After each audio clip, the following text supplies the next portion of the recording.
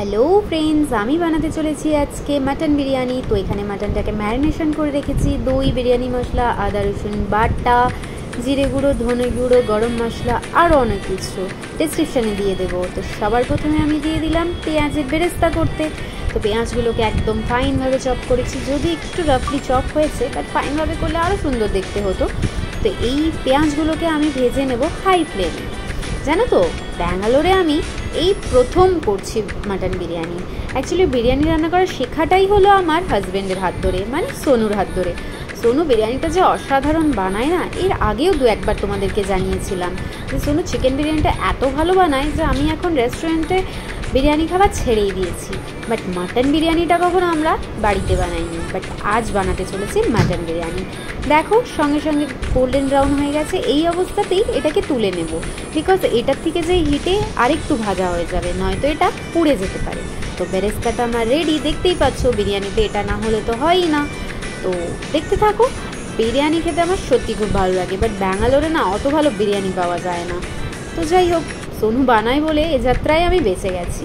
এরপরে দিয়ে দেওয়া হবে কড়াইতে সেই তেলেই একটু গোটা গরম মশলা, সাথে একটা তেজপাতা, একটু আদা কুচি, একটু লঙ্কা চিড়ে দিয়ে দেবো। ঝালটা কিন্তু অসাধারণ হবে, বিকজ 3-4টে লঙ্কা দিয়েছি যে আজকে। এরপরে দিয়ে দিলাম আদা রসুন পেঁয়াজ বাটা। যেমন ম্যারিনেশনে দিয়েছিলাম ওটাতে পেঁয়াজ বাটা দিইনি, বাট এটাতে একটু পেঁয়াজ মিশিয়ে আদা রসুনের সাথে বেটে নিয়েছি ভালো করে।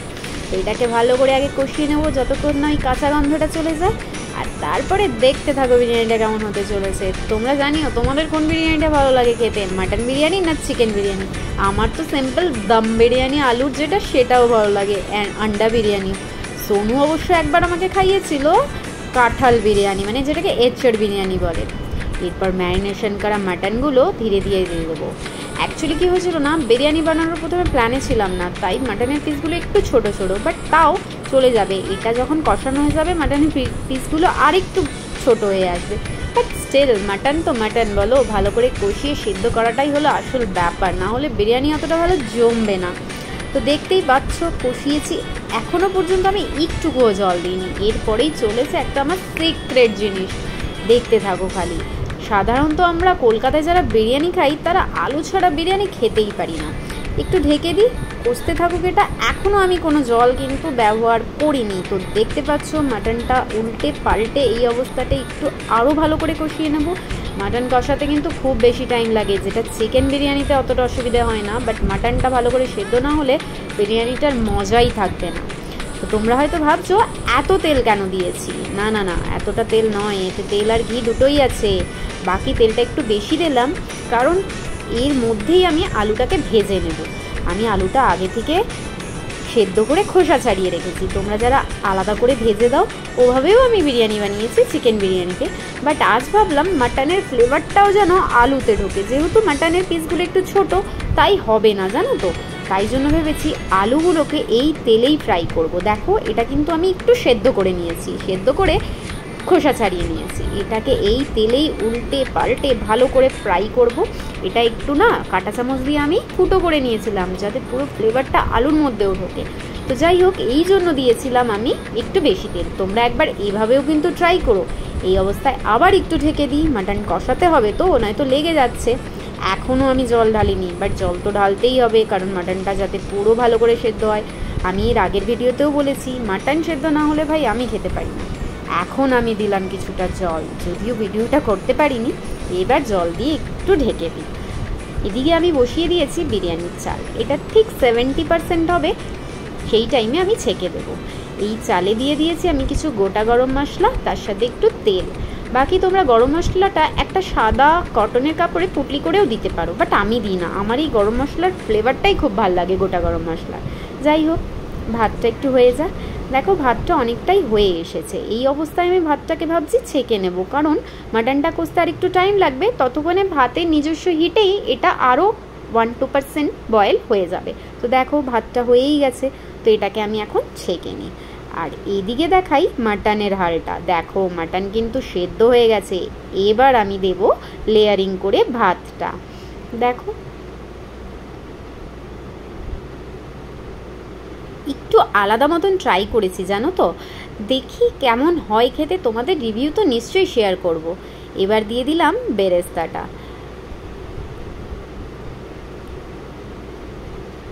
এর উপর দিয়ে দেবো আমি রেখে দিয়েছিলাম আলাদা করে 1 পিস মাটন আর আলু।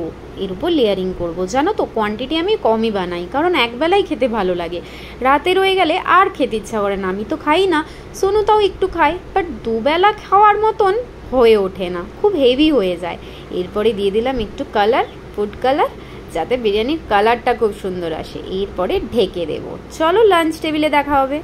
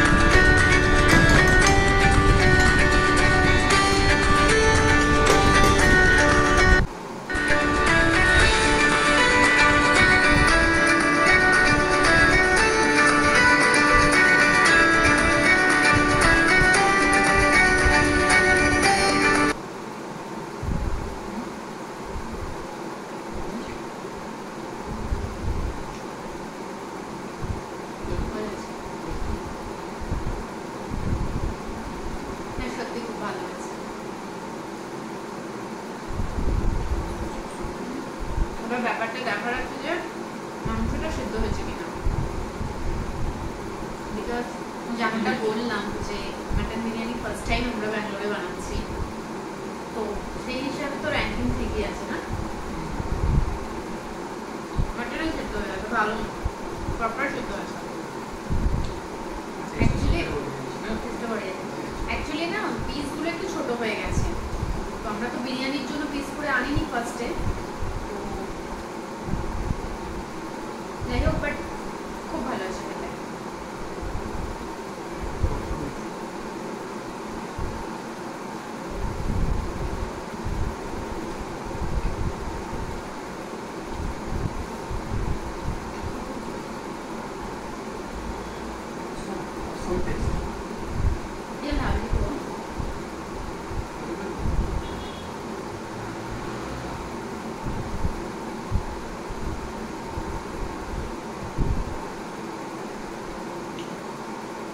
বিরিয়ানিটা জবরদস্ত হয়েছে বিরিয়ানি, সত্যি কথা বিরিয়ানি ভালো, মানে ମୁଁ ଭାବୁଛି ଆମେ ବାଙ୍ଗାଲୋରରେ ଗୋଟେ ବିରିୟାନି ଶପ୍ ଖୋଲିଦେବା, ମାନେ Kolkata style mutton biryani, chicken biryani, ଅଣ୍ଡା ବିରିୟାନି ସବୁ, କିନ୍ତୁ ଆମକୁ ମାନେ ଆମେ ଶିଖି ଯାଇଛୁ, ମାନେ ମୁଁ ତ ନୁହଁ ଏଇ କରନ୍ତି, ବଟ୍ ଷ୍ଟିଲ୍ ମାନେ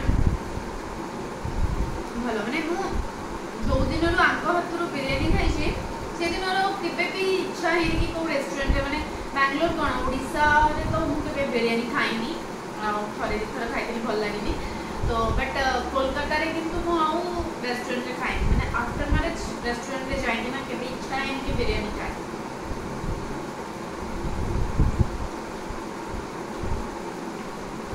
ଆମେ ଖୋଲିଦେବା ଏଠି ଗୋଟେ ବିରିୟାନି ଶପ୍, ଭଲ ଚାଲିବ କିନ୍ତୁ।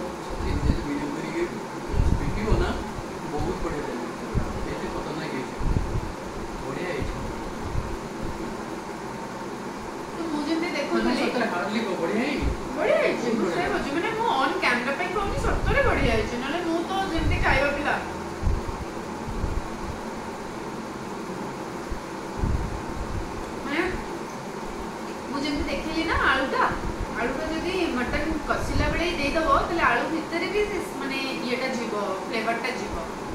ସେଇଥିପାଇଁ ଇଏ କହୁଥିଲେ କି ତୁ ଆଜି ଇଏ କରିଦେ ମାନେ ଅଲଗା ଭାଜି ଦେ, ବଟ୍ ମୁଁ ଭାଜି ନଥିଲି।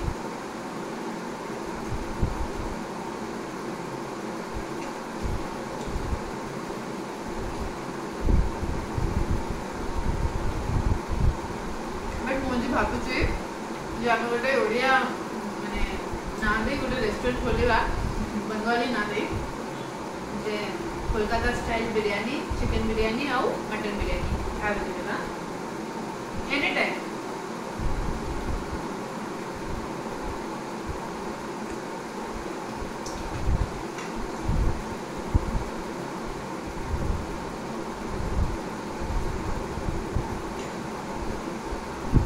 ଅଲଗା ପ୍ରକାର ଅସମ ଟେଷ୍ଟ। ମାନେ ଆମେ ଏମିତି ଥରେ ବନେଇକିନା କଲିକତାରେ ଖୋଇବା, କାହିଁକି କହିଲ ଆଗରୁ ଯେହେତୁ ତମେ ବନେଇଥିଲ ସେଇଟା ମଟନ ପିସ୍ଟା ହିଁ ଭଲ ନଥିଲା। ମାନେ ଆମେ କଲିକତାରେ ଥରେ ଦି ଜଣ ଟ୍ରାଏ କରିଥିଲୁ, ସେଥିରେ ମଟନଟା ଭଲ ନଥିଲା। ଏମିତି କଲେ ତ ବାପା ବି ଭଲ ପାଇବେ, ସତ କଥା।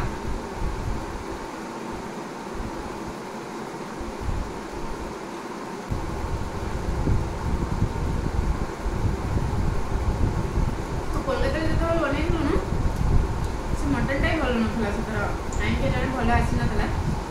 ବେଟର ସେ ମଟନ ଫ୍ଲେଭରଟା ହିଁ ଆସିନଥିଲା ନା। ବଟ୍ ଏମିତି ବନେଇଲେ ଆମ ଡ୍ୟାନ୍ସ ଦରକାର, ମାମା ଆଉ ପାପା ବି ଭଲ ପାଇବେ।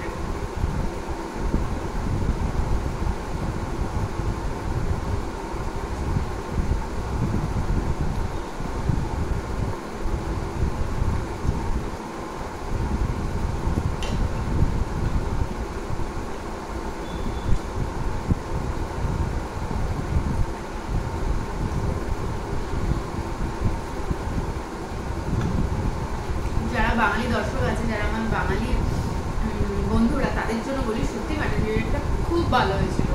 মানে আমরা তো ভাবছি যে ব্যাঙ্গালোরে একটা মানে বিরিয়ানি স্টলই বসিয়ে দেবো, যে হ্যাঁ মানে ছোটোখাটো স্টল টাইপের, যে হ্যাঁ কলকাতা স্টাইল বিরিয়ানি এখানে পাবে, কারণ এখানে পাওয়া যায় না খুব একটা ভালো বিরিয়ানি। মানে আমরা তো এখনো পর্যন্ত সন্ধান পাইনি। এমনি বিরিয়ানি একটু পুরো মেরে দেবো কলকাতায়।